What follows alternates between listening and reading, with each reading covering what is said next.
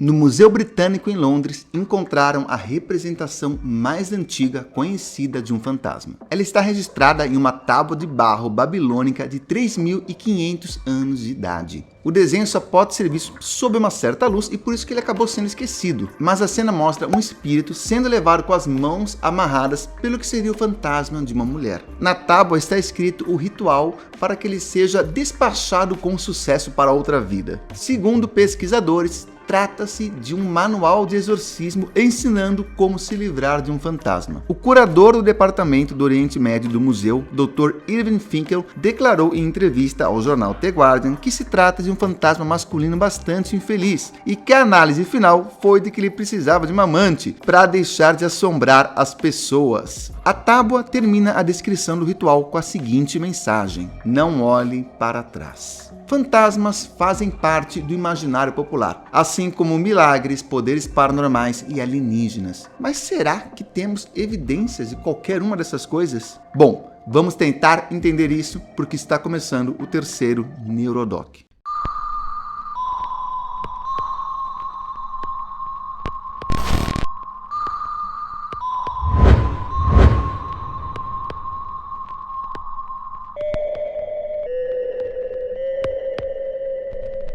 Fala pessoal, meu nome é Nicolas, eu sou um neuromágico. Se é a sua primeira vez aqui no canal, seja muito bem-vindo. Aqui eu mostro como coisas que nós pensamos que são sobrenaturais podem ser um truque de mágica ou um número de hipnose. E esse é o terceiro Neurodoc. É um formato de vídeo um pouco mais longo, onde eu me aprofundo em algum assunto e trago uma série de artigos que corroboram o que eu estou falando. Todas as referências desse vídeo vão estar no primeiro comentário fixado, não na descrição, no primeiro comentário fixado. E eu já tenho um outro Neurodoc que fala 20 explicações para fenômenos sobrenaturais. Esse é a parte 2. Não precisa ver o outro primeiro. Se você não viu, pode ver esse primeiro e depois ver o outro. E dessa vez eu vou incluir também alienígenas. Não vamos falar só de fenômenos sobrenaturais, vamos falar também de alienígenas, vamos falar um pouquinho de alienígenas. E se no outro Neurodoc a primeira explicação era ilusionismo, nesse a primeira explicação não poderia ser de outro jeito, é hipnose. O uso do termo hipnose, que conhecemos hoje, tem origem no trabalho de James Brady, que é um médico britânico do século XIX. No entanto, o fenômeno a que ele se refere já era conhecido pelo menos há meio século pelo nome de magnetismo animal ou mesmerismo. E não tem como falar de hipnose sem citar Franz Anton Mesmer. Ele nasceu em Viena e fazia o estereótipo do médico extravagante. Há quem diga que ele usava até uma varinha para tocar o corpo do paciente. Mesmer acreditava em um fluido que permeava todo o universo, um fluido magnético que permeava tudo, todas as coisas do universo. De acordo com sua teoria, esse fluido era a causa da gravitação, do magnetismo e da eletricidade. Mas não só isso, Mesmer acreditava que esse fluido tinha vários efeitos no corpo humano e qualquer desequilíbrio nesse fluido causaria alguma doença. Sendo dessa forma, restaurando esse equilíbrio, iríamos curar a doença. E como ele restaurava esse equilíbrio? Através do mesmerismo. Claro, acontece que em 1784 o governo resolveu estudar as supostas curas do Mesmer. Duas comissões de investigação foram estabelecidas, uma das quais incluía entre seus membros Benjamin Franklin, que era embaixador americano na França, Antoine Lavoisier, o fundador da química moderna, e o Dr. Guillotin, mais conhecido por sua solução mecânica para o problema mente-corpo. Eles planejaram uma série de experimentos, entre os quais incluíam alguns procedimentos de controle de expectativa. Por exemplo, uma árvore foi magnetizada pelo discípulo de Mesmer, mas o voluntário foi levado intencionalmente para uma árvore errada, uma árvore que não havia sido magnetizada. Outro sujeito foi informado que a água havia sido magnetizada, quando na verdade não havia sido. E como vocês já podem imaginar, essas pessoas reagiram como se de fato aquela água que não estava magnetizada estivesse. Mesma coisa com a árvore. Ou seja, os resultados eram devido a fatores que nós já conhecemos, como crença, imaginação e expectativa. Ou podemos chamar isso de efeito placebo, ou algo muito parecido com isso. Resumindo, as pessoas talvez até melhorassem com o tratamento de Mesmer, mas não pelos motivos que ele alegava. O fluido magnético simplesmente não existia. E no início do século XIX entra na história James Braid. Braid, um cético, assim como eu, foi ver uma apresentação de hipnose de palco ou de mesmerismo de palco e ficou impressionado com o que ele viu. Braid, entretanto, rejeitou a teoria dos fluidos do magnetismo e reformulou a hipótese de que os comportamentos dos participantes magnetizados resultaram da inibição neural que fluía dos olhos para trás, que ficavam tensos por olharem fixamente. E isso produzia uma condição semelhante ao sono. Braid rotulou esse fenômeno como neurohipnose, e o termo abreviado hipnose, com o passar do tempo, acabou substituindo o termo magnetismo. Com o tempo, ele percebeu que o que influenciava de fato para que os fenômenos hipnóticos acontecessem era a imaginação e a expectativa de quem estava envolvido no processo. Sendo assim, ele modificou sua teoria anterior de inibição neural e desenvolveu a noção monoideísta, estado psicológico em que prevalece uma única ideia. Esse baseado na noção de ação ideomotora que nós citamos no primeiro Neurodoc. De acordo com essa noção, ideias ou imagens vividas que permanecem não contraditórias na mente de um sujeito levam automaticamente à ação correspondente. Ou seja, se uma pessoa imagina de forma vivida que o seu braço está sendo erguido para o ar, provavelmente esse braço vai de fato levantar. Bom, agora que você já entendeu mais ou menos como funciona a hipnose, o que isso tem a ver com fenômenos sobrenaturais? Bom, de várias formas. Se eu imagino de forma vivida que um espírito está tocando em mim, é capaz e até provável que eu, de fato, sinta esse espírito tocando em mim. E todo mundo já viu algum pastor fazer algum fenômeno hipnótico e falar que é o poder de Deus. Eu já vi pastor fazendo, por exemplo, rotina de amnésia. Esquece que você fumava, e a pessoa esquece naquela hora, tá? Só no púlpito, não vai curar de fato. Olha pra eles. Como é que é seu nome? Marisa. Marisa, você algum dia na sua vida já foi viciado no cigarro? Eu não. Viu?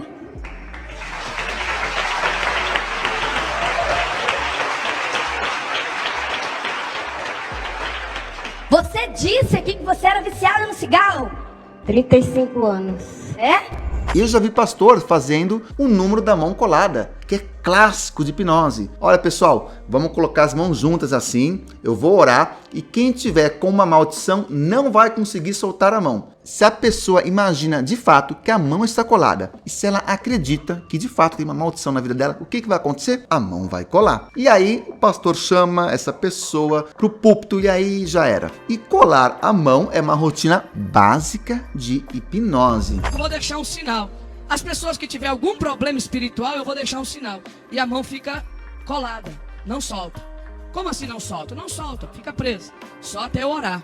Aí eu oro, quebra a maldição, a mão solta na hora. É coisa forte. E isso inclui também a auto-hipnose, que pode permitir para você aquela sensação de Deus falou comigo. Número 2, poder da sugestão. Ainda um pouco correlacionado com a hipnose, algumas pessoas veem fantasmas simplesmente porque esperam ver fantasmas. Se você disser para essas pessoas que elas estão em uma casa mal assombrada, elas vão ficar muito mais suscetíveis a interpretar qualquer estímulo como fantasmagórico. Um estudo realizado em 1997 colocou 22 pessoas em um teatro assustador. Só que, para metade dessas pessoas, eles falaram que era só um teatro normal e deram um passeio, fizeram um tour pelo teatro. Já para outra metade, eles falaram que era um teatro onde aconteciam vários fenômenos sobrenaturais. Tinham várias histórias de fantasmas. Como vocês já podem imaginar, o grupo que foi informado que o local era mal assombrado relatou muito mais ter vivido alguma experiência sobrenatural ou sentido algo estranho durante o tour no teatro fantasmagórico.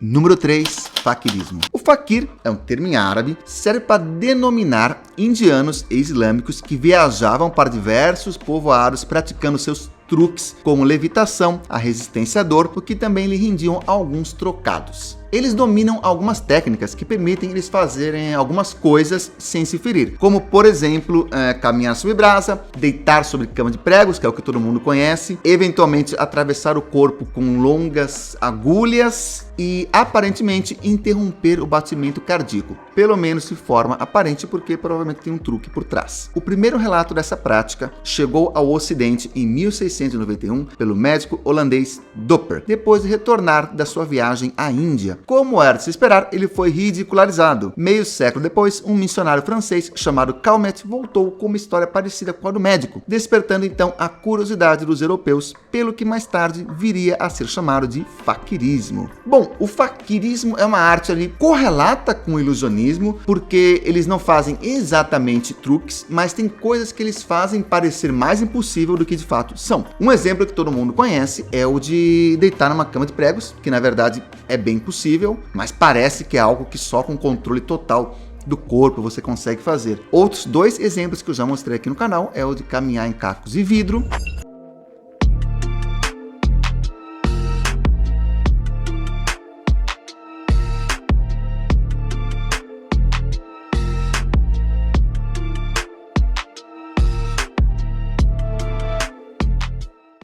e caminhar na brasa.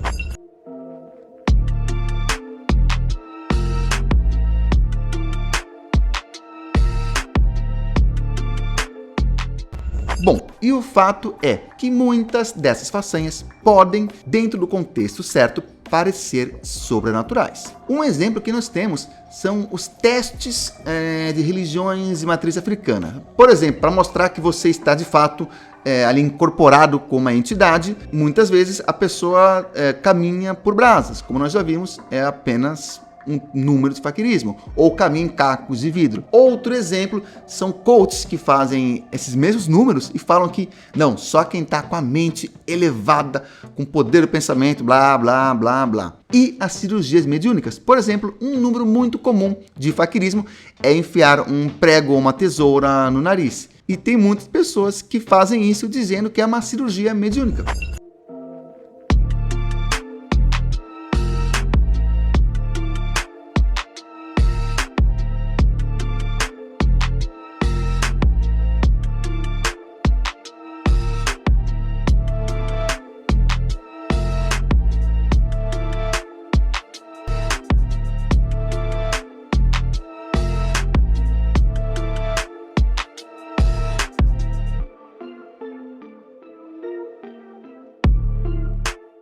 Outro número de faquirismo é atravessar agulhas no corpo. E muitas pessoas fazem isso falando que é uma cirurgia mediúnica, como eu já mostrei no Neurodoc exclusivo sobre cirurgias mediúnicas. Número 4, música nas igrejas. No primeiro Neurodoc, nós falamos sobre o efeito do infrassom, que são sons abaixo de 20 Hz que não são ouvidos, mas que provocam uma série de sensações no corpo humano. Pode provocar sensação de pânico, desespero, até mesmo visões de vultos. Tem um caso muito interessante com isso que aconteceu com o Dr. Victor Tandy e que acabou virando o artigo científico com o nome mais legal do mundo, que é o fantasma da máquina. Mas enfim, já entenderam o contexto. É um som que não pode ser ouvido, mas que influencia no corpo humano e que pode causar aquela sensação de tem algo sobrenatural acontecendo. Acontece que, segundo pesquisas, o sentimento da espiritualidade que muitos sentem na igreja pode ser induzido pelos sons mais graves de alguns órgãos de tubo, afirmam pesquisadores da Universidade de Hertfordshire, na Grã-Bretanha. Ou seja, aqueles órgãos de tubo que são comuns em igreja emitem esse infrassom. Ou seja, durante o culto, você pode sentir essa sensação de espiritualidade que na verdade é provocada pelo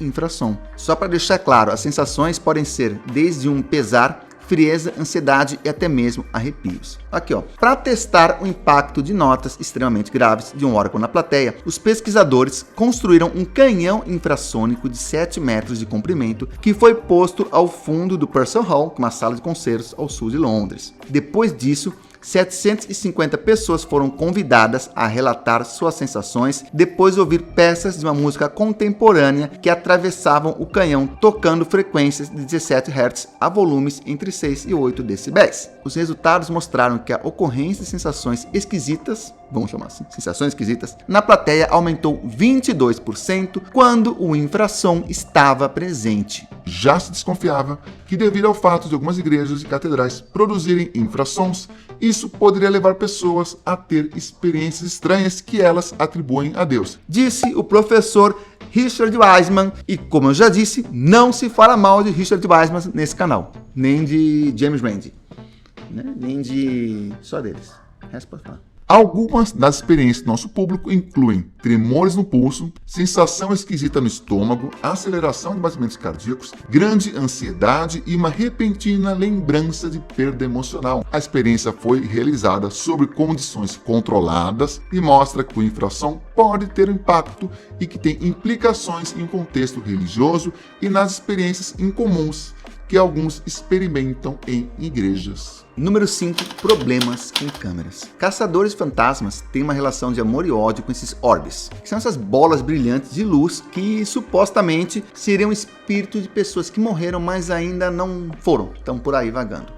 Eles seriam invisíveis a olho nu e só conseguem ser captados em fotografias. E é aqui que as coisas complicam, diz o cético Brian Dunning. Ele diz que quando um pedaço de poeira ou um inseto está muito próximo da câmera, ele aparecerá como um círculo borrado e fora de foco. E graças ao flash da câmera, ele vai aparecer brilhando como se fosse um fantasma. Isso já aconteceu aqui no canal, inclusive eu menciono isso naquele vídeo que eu falo sobre a Débora G. Barbosa, que às vezes aqui passa uma poeira na frente da câmera e parece que passou um vulto fantasmagórico. Imagina se é numa foto aquela poeira, quando bate o flash, vira um círculo brilhante. Um outro fenômeno que pode produzir algo sobrenatural é a longa exposição. Algumas pessoas fotografam com a longa exposição de forma planejada. O que seria longa exposição? É um termo técnico aqui, tá? De fotografia. Refere-se a fotografar com velocidade do obturador entre alguns segundos e algumas horas, e é uma excelente técnica para captar fotografias de paisagens impressionantes. Segura a câmera com uma mão e utiliza a velocidade do obturador, em até um segundo vai produzir imagem desfocada. Resumindo, é quando fica aquele borrão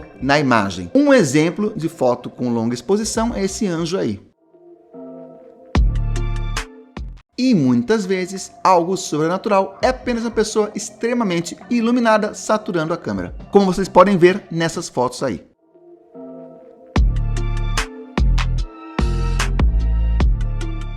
Segundo Richard Wiseman, muitas dessas aparições podem ser explicadas por truques de luz e pelo fato de que o cérebro humano está programado para reconhecer rostos, mesmo onde eles não estão. Aí é a famosa pareidolia facial, que é como reconhecer Jesus na torrada. E pareidolia é uma das coisas que eu cito no primeiro Neurodoc. Número 6, glossolalia. É um fenômeno da psiquiatria e de estudo da linguagem e, em geral, está ligado a situações de grande fervor religioso. É quando o indivíduo alega se expressar em uma língua desconhecida, geralmente de origem divina. Esse fenômeno geralmente acontece, claro, em contexto religioso e é presente em diversas culturas, como os rituais xamânicos de certos povos indígenas. Mas esse fenômeno ganhou visibilidade mesmo nos anos 60, quando passou a ser adotado por algumas vertentes cristãs. O neurocientista Andrew B. Neuberg rastreou a origem do fenômeno na sua fase moderna, claro, até uma mulher chamada Agnes Osman, que faleceu em 1937. Ela teria começado a falar em línguas em 1º de janeiro de 1901. Então essa mulher seria a primeira da era moderna a falar em línguas estranhas. Em 2002, encontraram uma amostra de 148 pacientes de uma instituição penal, 18 casos de glossolalia associado a delírios religiosos ou sexuais. Todos sofriam de transtorno bipolar. No Brasil, tem os movimentos neopentecostais que oferecem um ritual mágico permeado por cantos, danças que expressam intensas emoções, o que mobiliza a adesão de fiéis, assim como a ênfase em dons, como dons da profecia, de glossolalia, e isso produz um certo encantamento sobre as pessoas. Como o dom de falar em línguas é vendido como algo divino, as pessoas tendem a imitar aquilo que elas veem. Você quase nunca vai ver alguém que não viu outra pessoa falando em línguas, começando a falar em línguas. Número 7, mofo. Todo mundo sabe que casa mofada e fantasmas combinam, certo? E todo mundo sabe que existem doenças causadas pelo mofo. Entre as doenças respiratórias que podem ser causadas ou agravadas pelo mofo estão a asma alérgica, rinite alérgica, sinusite fúnica, aspergilose broncopulmonar, micose broncopulmonar, enfim, várias alergias que estão relacionadas com mofo e fungos. Mas existem doenças ainda mais graves que podem ser causadas por mofo e fungos. Inclusive, algumas têm sintomas exclusivamente psiquiátricos, como depressão, ansiedade, problemas com falta de atenção, falta de clareza mental e insônia. Isso pode facilmente ser associado com algo sobrenatural, principalmente porque a pessoa tem às vezes uma predisposição para desenvolver aquela doença. Então, em uma família de 5 pessoas, uma vai desenvolver e as outras não. As toxinas do mofo podem se acumular no corpo e continuar causando estragos muito tempo depois da pessoa parar de ser exposta ao mofo. Número 8, profecia autorrealizável. Profecia autorrealizável é uma expectativa ou um prognóstico sobre algo ou alguém que, ao se tornar uma crença, provoca sua própria realização. Popularmente conhecido como poder do pensamento. É o segredo, lei da atração. Quando as pessoas esperam ou acreditam que algo acontecerá, a previsão influencia o comportamento delas e a coisa de fato acaba acontecendo. Tal fenômeno foi nomeado pelo sociólogo Robert K. Merton no seu livro Social Theory and Social Structure de 1949. Merton observou que quando se espalha o boato de que um banco está em dificuldade, os correntistas retiram dali valores depositados, fazendo o banco falir. Segundo Merton, a profecia autorrealizável é inicialmente uma definição falsa da situação, porém suscita um novo comportamento, tornando tal concepção verdadeira. Exemplo: você vai em uma vidente e ela fala, ao final do ano você vai viajar. Quando você sai de lá, você fica com aquilo na cabeça, começa a prestar atenção em toda a loja que vende pacotes de viagem, começa a pensar que você tem que tirar férias, começa a guardar dinheiro e acontece que no final do ano você viaja mesmo, dando a impressão que a vidente acertou a previsão, quando na verdade ela influenciou você a realizar. Número 9, remissão espontânea. Análises de literatura médica entre 1900 e 1987 mostraram um total de 741 casos bem documentados de remissão espontânea de câncer. Uma média de 8 casos bem documentados por ano. Ou seja, doenças incuráveis às vezes se curam. Agora, imagina se essa pessoa ela é diagnosticada com câncer, nesse meio tempo ela vai num médium, ela vai lá no João de Deus. O João de Deus faz um nada para ela, pega o dinheiro dela e por um acaso essa mesma pessoa também tem uma remissão espontânea. O que isso vai alimentar na pessoa? A ideia de que o médium curou o câncer dela, quando na verdade ela teria uma remissão espontânea de qualquer forma. É raro, raríssimo, mas acontece, com ou sem a ação do paranormal. Número 10. Diagnóstico errado. No Hospital AC Camargo, em São Paulo, especializado em câncer, dentre todos os pacientes que procuraram a instituição para fazer o tratamento, 15% deles chegam com diagnóstico errado. Além disso, 3% dos casos são de falso positivo, quando os médicos descobrem que o paciente não está com câncer. Agora, imagina se a pessoa é diagnosticada com câncer, nesse meio tempo passa no médium, no paranormal, no curandeiro, e na verdade o diagnóstico era errado. O que isso vai dar à ilusão para a pessoa? Que foi o curandeiro que curou ela, quando na verdade ela nunca esteve com câncer. Ou seja, o paranormal fez o câncer que não existia sumir. Mas claro que para ela vai dar a nítida sensação de que ela teve uma cura milagrosa, quando na verdade diagnósticos errados são um tanto quanto comuns, como você pode ver. Falso positivo, enfim. Entenderam, né? Bom, agora vamos permear um pouquinho o mundo dos discos voadores. Vamos falar sobre OVNIs. Número 11, trechos de filmes. Olha só essa foto desse disco voador, coisa impressionante. Na verdade, essa foto que circula na internet como sendo uma foto genuína de um OVNI é um quadro do filme Earth vs. The Fly Saucer de 1956, a invasão dos discos voadores. Washington, London, Paris, Moscow are key targets. E no mundo da ufologia é normal trechos de filmes circularem como sendo fotos genuínas de OVNIs. Aí se incluem muitos extraterrestres, como a foto bastidores do filme Intruders, que se tornou famosa, passando até mesmo por seriados de grande sucesso, como o Arquivo X. Poderíamos imaginar que todos que assistiram filmes sobre abduções ou acompanharam um seriado televisivo perceberiam a origem de tais imagens, mas não é o que acontece na internet, onde todo dia é 1º de abril. E trechos de filmes não são usados só para validar fenômenos ufológicos. Por exemplo, circulou um tempo na internet como gravação de uma câmera de segurança um homem levitando onde seria um hospital psiquiátrico. E na verdade aquilo era um trecho de filme.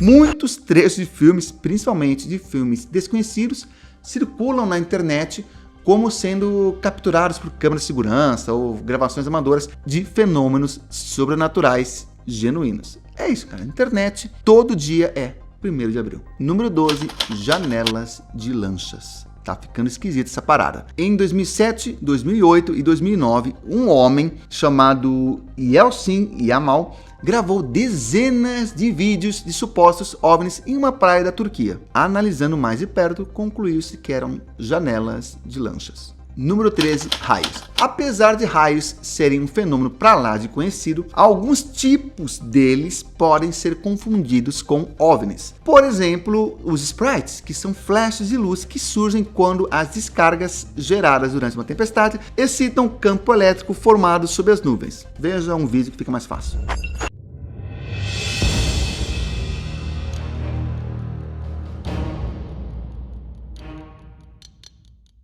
Os sprites podem ter várias formas, como bolas de luz ou até mesmo um negócio que parece ter uns tentáculos, ou seja, é assustador. Número 14, testes de mísseis. Essa imagem causou um certo assombro na Noruega em dezembro de 2009, já que diversas pessoas pensaram que o planeta estava sendo invadido por extraterrestres. Mas na verdade era um teste de míssil. Número 15, nuvens. Geralmente, nuvens não são assustadoras nem confundidas com OVNIs, mas dá uma olhada nessas daí.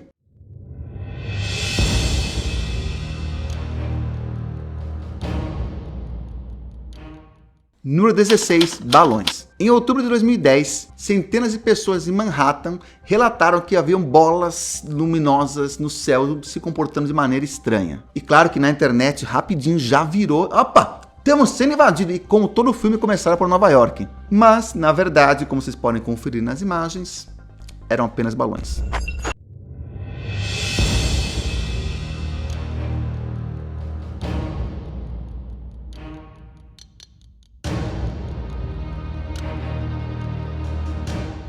Número 17, Vênus. Não o podcast, mas o planeta. Como você deve saber, Vênus brilha muito e já foi confundido inúmeras vezes com OVNIs. Isso acontece porque ele orbita ao redor do Sol no interior da nossa própria órbita. Com isso, a partir da nossa perspectiva, temos a impressão de que Vênus está constantemente saindo de uma das laterais da nossa estrela, levando muitas pessoas a crer que estão vendo uma nave alienígena. Você provavelmente pensou ter visto algo no céu além de Vênus. Mas eu lhe garanto, era realmente Vênus. Número 18, a Lua. Se confundir Vênus com uma nave alienígena já é meio estranho, imagina confundir a Lua. Mas foi o que aconteceu. Uma pessoa ligou para a polícia jurando que tinha uma nave alienígena pairando na casa dela, mas depois descobriu que era só a Lua. Caller, you're through to the police. What's your emergency, please? It's not an emergency per se, but there's something flying over our house that it's coming towards me now with enormous lights blazing, and I don't know what the hell it is. Right, okay, so what, it's got lights blazing, did you say? Well, I see these big bright lights floating in the sky. They're coming towards me. I'm in Canterbury Way, Stevenage. I don't know what the hell it is. It's not an aeroplane, but it's hovering. Caller, you're through to the police. What's your emergency? And I just called you about 2 minutes ago. Okay, so why are you calling back again then? I'll tell you why, because I've just made a right mistake. Right, okay. I thought I saw something that was really strange, and it wasn't actually. Right, do you know what? Because I just spoke to you myself. Do you know what it was then, or? Well, you won't believe this. You won't believe it. It's A Lua, além de trair a Joelma, enganou essa pessoa. Número 19, leitura quente. Leitura quente é quando eu tenho alguma informação prévia sobre a pessoa e a pessoa não sabe que eu tenho aquela informação, e aí eu finjo estar revelando isso de forma mediúnica, espiritual, etc. Por exemplo, imagina que eu sou um cartomante, um vidente, e aí uma pessoa, a Vanessa, marca uma consulta comigo. Quando ela marca a consulta comigo, ela faz o pagamento por cartão de crédito antes da consulta. Ela paga por cartão de crédito, antecipado, eu peço o nome completo dela, qualquer coisa para fazer um cadastro. E aí, com base nessas informações, eu pesquiso na internet e descubro muita coisa sobre a vida dela. Descubro, por exemplo, que ela está com um processo por causa de um aluguel que está atrasado, ou que o pai dela morreu, sei lá. Quando ela chega, eu uso essas informações para fazer a minha leitura. Eu finjo estar revelando isso de forma mediúnica. Por exemplo, se eu descubro que ela perdeu o pai e que o pai dela chamava Valmir, na hora que eu tô aqui eu começo a falar e aí eu falo, alguém chamado Valmir quer mandar uma mensagem para você, você conhece alguém assim? E na verdade é uma informação que eu já tinha. Isso é a leitura quente, que é diferente da leitura fria que eu expliquei no outro Neurodoc. Número 20, leitura quente involuntária. É quando você obtém aquela informação, esquece que obteve aquela informação e depois aquilo parece ser uma premonição para você. Por exemplo, imagina que eu recebo a informação de que um vizinho meu tá muito doente, tá com uma doença terminal, mas depois passa um tempo e eu esqueço disso. Aí eu sonho que esse vizinho morreu e pouco tempo depois descubro que ele de fato morreu. É muito provável que eu sonhei que ele morreu porque eu já tinha informação que ele estava mal, etc. e por aí vai. E aí acaba facilitando eu sonhar com aquilo. Mas como eu não lembro, parece que foi um sonho premonitório. Isso explica muitos médiums que na verdade não são charlatões, não estão agindo para enganar ninguém, mas o que eles fazem também não é sobrenatural, é explicado por meios completamente naturais. Por exemplo, ele já ouviu a conversa de alguém, ou ele tem alguma informação sobre alguém que não lembra que tem, e solta isso no meio da sua psicografia, ou leitura, seja lá o que for, e acaba sendo mais específico, mais preciso, mas na verdade é uma informação que ele já tinha. Então é isso, pessoal. Se vocês não são inscritos, inscrevam-se, ativem as notificações. Ó, tá passando um mosquito aqui na frente da câmera, vai virar um orbe, vai virar um fantasma, ele vai reforçar o que eu falei. Bom, como eu dizia, inscreva-se, ative as notificações e para me acompanhar mais de perto, siga-me também no Instagram. E se gosta do meu conteúdo, cogite tornar-se membro do canal. Os membros me ajudam a produzir um conteúdo cada vez melhor e tem acesso a uma série de benefícios. E eu vou deixar aqui para vocês o primeiro Neurodoc. Espero que vocês gostem também. E no mais, continue seguindo o conselho daquele que veio do céu de verdade, não em lancha, não em não pela Lua, não por Vênus, em um disco voador real, e ainda deixou uma mensagem positiva para todos nós. E eu estou falando, é claro, do ET Bilu, e a mensagem dele é: busquem conhecimento.